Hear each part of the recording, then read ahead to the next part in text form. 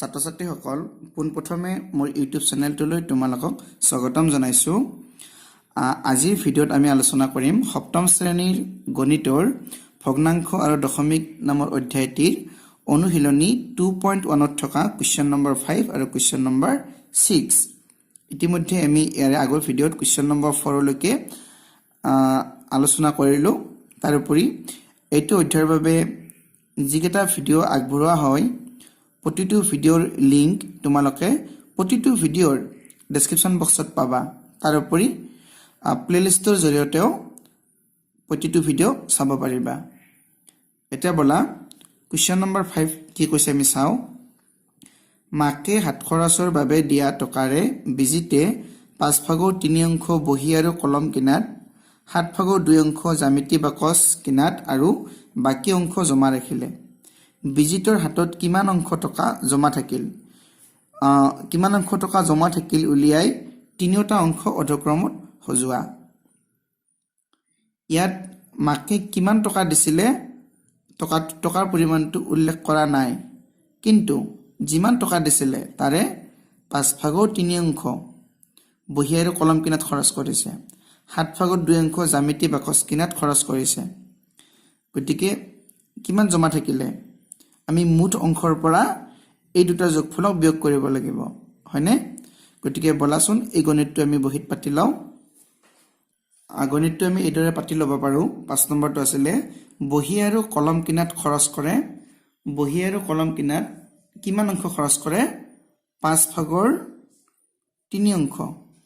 আমি লিখিলো 5/3।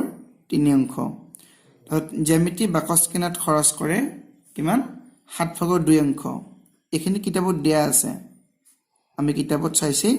প্ৰশ্নটোত চাইছি আমি এইখিনি লিখিব পাৰো, হয়নে? 7/2 জ্যামিতি বাকচত খৰচ কৰে। তাৰপিছত এতেকে দুটা অংশৰ যোগফল। এতিয়া আমি এই দুটা অংশ আমি যোগ কৰিম। যোগ কৰি কিনে মুঠ যিখিনি অংশ আছিলে সেইখিনিৰ পৰা আমি বিয়োগ কৰিলে মুঠ অংশৰ পৰা ইয়াৰ যোগফলটো বিয়োগ কৰিলে আমি বিজিতৰ হাতত কিমান অংশ জমা থাকিল সেইটো আমি উলিয়াব পাৰিম। গতিকে দুটা অংশ যোগ কৰাচোন। 5/3 যোগ 7/2 ইমান অংশ। এটা কিমান হ'ব? এৰে লসাগু কিমান হ'ব? 5×7 = 35। 5ৰে 35 হৰণ কৰিলে 7 বাৰ যাব, 7×3 = 21 যোগ 7ৰে 35 হৰণ কৰিলে 5 বাৰ, 5×2 = 10 সমান আমি কি লিখিম?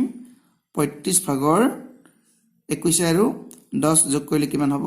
31। অৰ্থাৎ দুটা অংশৰ যোগফল কিমান? 35/31। এতিয়া বিজিতৰ হাতত জমা থাকিল, এতিয়া কিমান অংশ জমা থাকিব? এইখিনি অংশ কিন্তু দেই, ইমান অংশ, এইটো অংশ।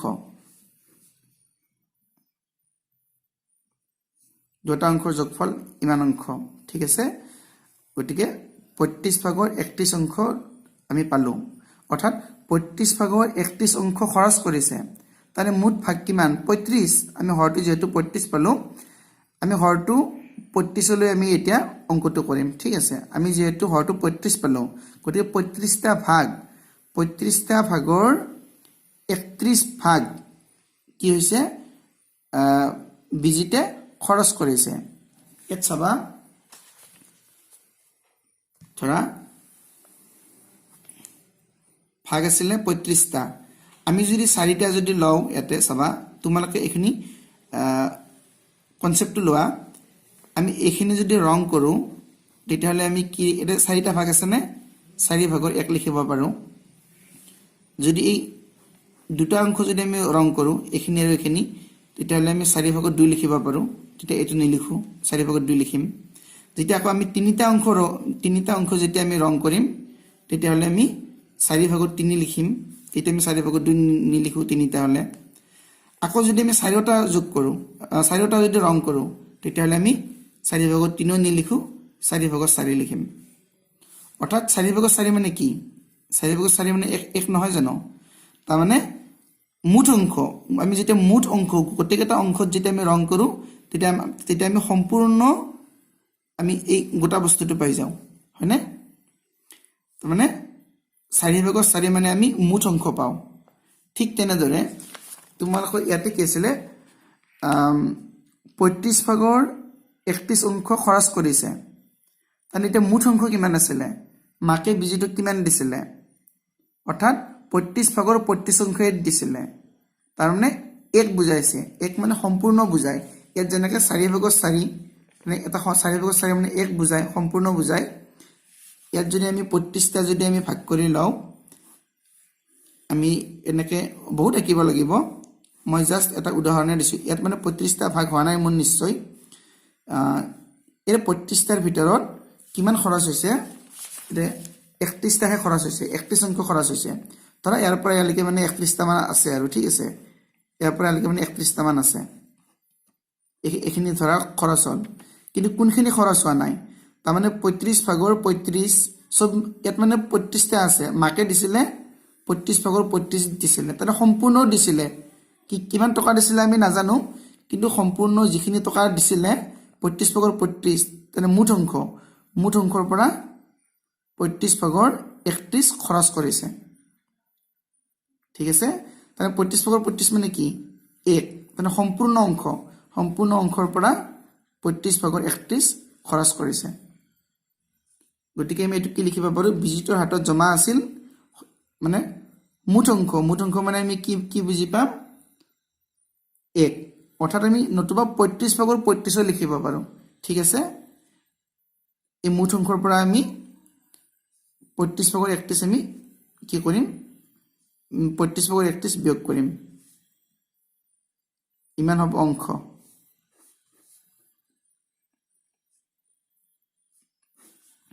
এতিয়া এইখিনি লসাগু উলিয়াই লোৱা লসাগু 35 হ'ব এৰ তলত এটা 1 আছে হয়নে 1 আৰু 35 লসাগু 35 একেৰে 35 হৰণ কৰিলে 35 বাৰ যাব 35 গুণ 35 বিয়োগ 35 এৰে 35 হৰণ কৰিলে একবাৰ 35 গুণ 1 ৰ লগত 31 পূৰণ কৰিলে 31 হ'ব ইমান অংশ তাৰ মানে 35 পৰা 31 গলে 4 4/35 ইমান অংশ অৰ্থাৎ বিজিতৰ হাতত জমা থাকিল কিমান 35/4 অংশ প্ৰশ্নটোত কৈছিলে তিনিটা অংশ অধক্ৰমত সজোৱা প্ৰথমটো আছিলে 5/3 অংশ দ্বিতীয়টো আছিলে 7/2 অংশ আৰু তৃতীয়টো আছিলে 35/4 অংশ গতিকে এই তিনিটা অংশ আমি অধক্ৰমত সজাব লাগিব অৰ্থাৎ অধক্ৰম মানে ডাঙৰৰ পৰা সৰুলৈকে সজাব লাগিব এতিয়া এই তিনিটা ভগ্নাংকৰ কোনটো ডাঙৰ কোনটো সৰু আমি কেনেকৈ গম পাম ইয়াত আছে 5/3 ইয়াত আছে 7/2 ইয়াত আছে 35/4 আমি হৰবিলাক মানে একে কৰি লম ঠিক আছে আমি লসাগুৰ সহায়ত হৰবিলাক একে কৰি আমি গম পাম হৰবিলাক একে হলে যিটো লব সবতকে ডাঙৰ হেতুৱে ডাঙৰ হয় তোমালোকে কৰি চালে নিশ্চয় গম পাবা চাবা আমি ভগ্নাংশক এটা প্ৰথমতে লিখি লওঁ প্ৰথম অংশটো কি পাইছিলো 5/3 হয়নে সমান তাৰপিছত এটো আমি লিখিম দ্বিতীয়টো কি পাইছিলো 7/2 আৰু তৃতীয়টো কি পাইছিলো এটো 35/4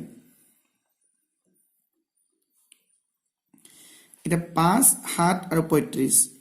এই তিনিটাৰ লসাগু কিমান হ'ব নিশ্চয় 35 হ'ব কাৰণ 7 ৰে 35 হৰণ যায় 5 ৰে হৰণ যায় বা তোমালোকে লসাগু মানে উলিয়াই লৈ চাব পাৰা 35 হ'ব কিন্তু 35 হলে আমি হৰবিলাক 35 বনাম ইয়াত 5 আছে কি পূৰণ কৰিলে 35 হ'ব নিশ্চয় 7 পূৰণ কৰিলে 35 হ'ব 5 7 গুণ 35 তলত যেহেতু 7 পূৰণ কৰিছো ওপৰতো আমি 7 পূৰণ কৰিব লাগিব ইয়াতে 7 ৰ লগত কি পূৰণ কৰিলে 35 হ'ব 5 পূৰণ কৰিলে 2 ৰ লগত 5 পূৰণ ইয়াতে এটা 35 আছে গতিকে এইখিনি আমি লিখিব নালাগে যেটো 35 আছে নালাগে লিখিব এইখিনি কৰিলে হ'ল ওপৰত থাকিব 21 5 7 গুণ 35 ইয়াত থাকিব 2 5 গুণ 10 7 5 গুণ 35 অৰ্থাৎ আমি তিনিটাতে হৰবিলাক 35 পালো নে 35 35 35 ইয়াত পালো 21 ইয়াত পালো 10 ইয়াত পালো 4 যেটো আমি অধক্ৰমত লিখিব লাগিব অৰ্থাৎ ডাঙৰৰ পৰা সৰুলৈকে সবতকৈ ডাঙৰ 21 গতিকে 35/21 সবতকৈ ডাঙৰ হ'ব ইয়াত আমি লিখিব পাৰিম যেহেতু সবতকৈ ডাঙৰ আছিল এইটো 35/21 35/21 এইটো ডাঙৰ কাটকে ডাঙৰ গ্ৰেটাৰ দেন এইটো 35/10 35/10 গ্ৰেটাৰ দেন এইটো 35/4 35/4 টো সবতকৈ সৰু এতিয়া এটাকে লিখিবা এটাকে 35/21 মানে কি আছিল 35/21 মানে 5/3 5/3 লিখিলো 3/5 গ্ৰেটাৰ দেন 10/35 মানে কিমান আছিল 10/35 মানে 2/7 এটা লিখিবা 2/7 গ্ৰেটাৰ দেন 4/35 মানে 4/35 আছে 4/35 গতিকে আমি অধক্ৰমত সজালো এটো হ'ব আনসাৰ এটা বলা 6 নম্বৰটো আমি চাও 6 নম্বৰ শ্যামলীয়ে ঘৰত প্ৰতিদিনে 5/4 ঘণ্টাকৈ পঢ়ে এইখিনি সময়ৰ 5/2 অংশ গণিত আৰু ইংৰাজীত 6/1 অংশ বিজ্ঞানত আৰু বাকিখিনি সময় অন্যান্য বিষয়ত খৰচ কৰে তিনিটা অংশ নিৰ্ণয় কৰি ঊৰ্ধ্বক্ৰমত সজোৱা এটো কৈছিলে অধক্ৰমত এবাৰ কৈছে ঊৰ্ধ্বক্ৰমত আমি 5 নম্বৰটো যেনেকৈ কৰিছো 6 নম্বৰটো আমি ঠিক তেনেকৈ কৰিব পাৰিম এটা চোৱা প্ৰশ্নত এটা কথা লক্ষ্য কৰা যে মন কৰিবা ইয়াত দিছে প্ৰতিদিনে 5/4 ঘণ্টাকৈ পঢ়ে আমি এই যেটো ঘণ্টা আছে এই যিখিনি সময় দিয়া আছে এটো সময় ব্যৱহাৰ কৰিও আমি কৰিব পাৰিম গণিতটো নতুবা 5/4 ঘণ্টা এখিনি আমি ব্যৱহাৰ নকৰাকৈ কৰিব পাৰিম ব্যৱহাৰ নকৰাকৈ কৰিলে তোমালোকে এই 5 নম্বৰটো যেনেকৈ কৰিছা এটো ঠিক তেনেকৈ কৰিব লাগিব ঠিক আছে আৰু আমি ব্যৱহাৰ কৰিলো হেতেন যদি কলে হেতেন প্ৰশ্নটো যদি সুধিলে হেতেন যে গণিতত কিমান নম্বৰ যদি সুধিলে হেতেন যে গণিত আৰু ইংৰাজী কিমান ঘণ্টা বা কিমান মিনিট পঢ়ে বা বিজ্ঞান বিষয়টো কিমান সময় পঢ়ে কিমান অংশ নহয় কিমান সময় পঢ়ে যদি হেতু সুধিলে হেতেন তেতিয়া হলে আমি এটো ব্যৱহাৰ কৰিলো হেতেন ঠিক আছে আমাক যেহেতু অংশটো নিৰ্ণয় কৰিব দিছে গতিকে আমি এটো ব্যৱহাৰ নকৰাকৈ আমি কৰিব পাৰিম গতিকে বলাচোন আমি 6 নম্বৰটো বহিত পাতি লও প্ৰশ্নত কি দিয়া আছে গণিত আৰু ইংৰাজীত সময় খৰচ কৰে কিমান সময় খৰচ কৰে গণিত আৰু ইংৰাজীত কিমান অংশ 5/2 অংশ 5/2 অংশ তাৰ মানে শ্যামলীয়ে যিমান সময় পঢ়ে মুঠ শ্যামলীয়ে এদিনত মুঠ যিমান সময় পঢ়ে তাৰে 5/2 অংশ 5/2 ঘণ্টা বুলি কোৱা নাই 5/2 অংশ বুলি কৈছে হয়নে তাৰে 5/2 অংশ সময় খৰচ কৰে বিজ্ঞানত সময় খৰচ কৰে কিমান 6/1 অংশ 6/1 অংশ দুটা অংশৰ যোগফল এই দুটা যোগ কৰি আমি চাও 5/2 যোগ 6/1 এখিনি অংশ হ'ব 5 আৰু 6 লসাগু 30 5 ৰে 30 হৰণ কৰিলে 6 বাৰ 6 দুগুণ 12 যোগ 6 ৰে 30 হৰণ কৰিলে 5 বাৰ 5 এক গুণ 5 ইমান অংশ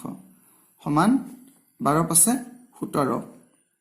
অৰ্থাৎ আমি 30/17 পালো এতিয়া আমি পালো দুটা অংশৰ যোগফল 30/17 অংশ অৰ্থাৎ প্ৰশ্নত যে দিয়া আছে শ্যামলীয়ে ঘৰত প্ৰতিদিনে 5/4 ঘণ্টা পঢ়ে অৰ্থাৎ এই 5/4 ঘণ্টা ইয়াত যে লিখা আছে ধৰা প্ৰশ্নত 5/4 ঘণ্টা এটো আছে হয়নে এই 5/4 ঘণ্টা এই সময়খিনি এটো হল মুঠ সময় শ্যামলীয়ে মুঠ সময় পঢ়ে এইখিনি মুঠ এই মুঠ সময় যদি আমি কিমানটা ভাগ কৰে 30/17 আছে আমি যদি 30টা ভাগ কৰো মুঠ সময়ক ধৰা এনেকে 30টা যদি আমি ভাগ কৰো আৰু ভাগবিলাক সমান সমান হ'ব লাগিব মুঠ 30টা হোৱা নাই বাৰু যি কি নহক তোমালোকে জাস্ট কনসেপ্টটো লোৱা যদি 30টা যদি সমানে ভাগ কৰো 30টা ভাগৰ এই দুটা অংশ মিলি কিমান অংশ গল আমি যদি 30টা যদি অংশ লও ইয়াৰে মুঠ সময়ৰ যদি 30টা অংশ যদি লও এই 30টা অংশৰ 30/17 দুটা অংশ মিলি হৈ গল দুটা অংশৰ যোগফল 30/17 অৰ্থাৎ এই 30 মানে 17টা গ'ল তাৰমানে 17 অংক গ'ল ধৰা ইমান মানলৈকে মানে 17 আছে এটা বাকি থাকিব কিমান মুঠ আছিল 30টা অংক আছিল 30 ভাগৰ 30 আছিল ইয়াত ধৰা 30টা আছে মুঠ অংক 30 ভাগৰ 30 মুঠ 30 ভাগৰ 30 মানে এই গোটেইখিনি বুজায় মুঠ মুঠৰ পৰা কোনটো বিয়োগ হ'ব 30 ভাগৰ 17 ঠিক আছে গতিকে 31 ভাগৰ 30 মানে কিমান 1 অৰ্থাৎ 1 মানে মুঠ অংক বুজায় মুঠ 30 ভাগৰ 17 1 বিয়োগ 30 ভাগৰ 17 এটা আমি কি পাম অন্যান্য বিষয়ত সময় খৰচ কৰে কিমান গতিকে অন্যান্য বিষয়ত কিমান কৰিব মুঠ অংকৰ পৰা আমি এইটো অংক বিয়োগ কৰিব লাগিব মুঠ মানে কিমান আছিল 30 ভাগৰ 30 আছিল গতিকে আমি 30 ভাগৰ 30 মানে 1 লিখিব পাৰো 1 বিয়োগ 30 ভাগৰ 17 ইমান অংক আৰু মুঠ সময় মানে কিমান ঘণ্টা আছিল 5 সমস্ত 4 ভাগৰ 3 ঘণ্টা আছিল মুঠ সময় আছিল এইখিনি ঠিক আছে মুঠ সময় ইমান ঘণ্টা পঢ়িছিল সেমলিয়ে আৰু মুঠ সময়ক আমি কিমানটা ভাগ কৰিছো 30টা অংক 30টা ভাগ কৰিছো 30টা অংক কৰিছো এই 30টা অংকৰ 17টা অংকত এই 17টা অংক গণিত ইংৰাজী বা বিজ্ঞানত গুচি যায় আৰু বাকি অন্যান্য বিষয়ৰ বাবে বাকিখিনি থাকি যায় গতিকে ইয়াত যেটো 30টা অংক আছিল গতিকে 30 ভাগৰ 30 মুঠ অংক আছিল 30টা এই 30 ভাগৰ 30ৰ পৰা আমি 30 ভাগৰ 17 বিয়োগ কৰিব লাগিব তেতিয়াহে আমি বাকি থকা অংকখিনি আমি পাম ঠিক আছে হেকানে 30 ভাগৰ 30 মানে 1 1ৰ পৰা আমি 30 ভাগৰ 17 অংক এখিনি বিয়োগ কৰিছো কি পাম এখিনি বিয়োগ কৰিলে চাবা লসাগু হ'ব 30 ইয়াৰ তলত এটা 1 আছে একেৰে 30 হৰণ কৰিলে 30 বাৰ যাব 30 গুণ 30 বিয়োগ 30 এৰে 30 হৰণ কৰিলে 1 বাৰ 71 গুণ 17 30ৰ পৰা 17 বিয়োগ কৰিলে কিমান হ'ব 10ৰ পৰা 7 গলে 3 আৰু এতে থাকিল 2 2ৰ পৰা 1 গলে 1 অৰ্থাৎ 13/30 ইমান অংক পালো আমি অন্যান্য বিষয়ত সময় খৰচ কৰে 30 ভাগৰ 13 অংক এতিয়া আমি তিনিটা অংক যেহেতু পালো 5 ভাগৰ 2 6 ভাগৰ 1 আৰু 30 ভাগৰ 13 গতিকে আমি কি কৰিম এটা আমি ঊৰ্ধ্বক্ৰমত সজাব লাগিব অংক তিনিটা আমি প্ৰথমতে ভগ্নাংশ কেইটা লিখি লওঁ তাৰ পিছত হৰবিলাক একে কৰি লম 5 ভাগৰ 2 6 ভাগৰ 1 আৰু 30 ভাগৰ 13 এতিয়া হৰবিলাক মানে একে কৰি লোৱা 5 6 আৰু 30 আছে 5 6 আৰু 30 লসাগু 30 হ'ব নিশ্চয় কাৰণ 5 ৰে 30 ক হৰণ যায় 6 ৰেও হৰণ যায় ইয়াত এটো 30 হ'ব লাগিলে হয়তো 30 হ'ব লাগিলে আমি 5 ৰ লগত 6 পূৰণ কৰিব লাগিব 5 6 গুণ 30 2 লগত 6 পূৰণ কৰা ইয়াত 6 ৰ লগত 5 পূৰণ কৰিব লাগিব 1 ৰ লগতো 5 পূৰণ কৰা এটো নালাগে লিখিব এটো আছে 30 আছে এটো নালাগে কিমান হ'ব 2 6 গুণ 12 5 6 গুণ 30 ওপৰত হ'ব 1 5 গুণ 5 6 5 গুণ 30 মানে এটা আমি তিনটাতে 30 30 পালনে হৰ 30 30 30 এতিয়া আমি যেটো ঊৰ্ধ্বক্ৰমত সজাব লাগে অৰ্থাৎ সৰুৰ পৰা ডাঙৰলৈকে গতিকে আমি সবতকে সৰু কোনটো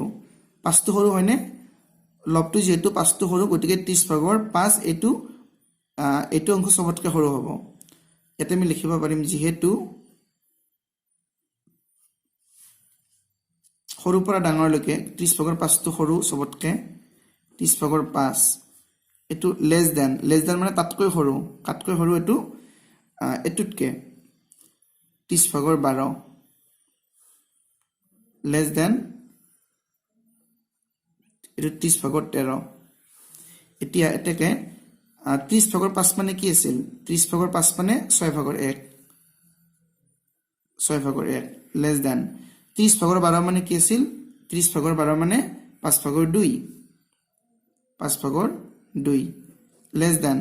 30 ভাগৰ 13 মানে কি আছিল 30 ভাগৰ 13 মানে 30 ভাগৰ 13 আছে বেলেগ নাই 30 ভাগৰ 13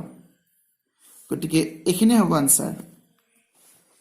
মৰমৰ ছাত্ৰ ছাত্ৰীসকল এতিয়া ভিডিওটো ইমানে আছিল পৰৱৰ্তী ভিডিওত আকৌ লগ পাম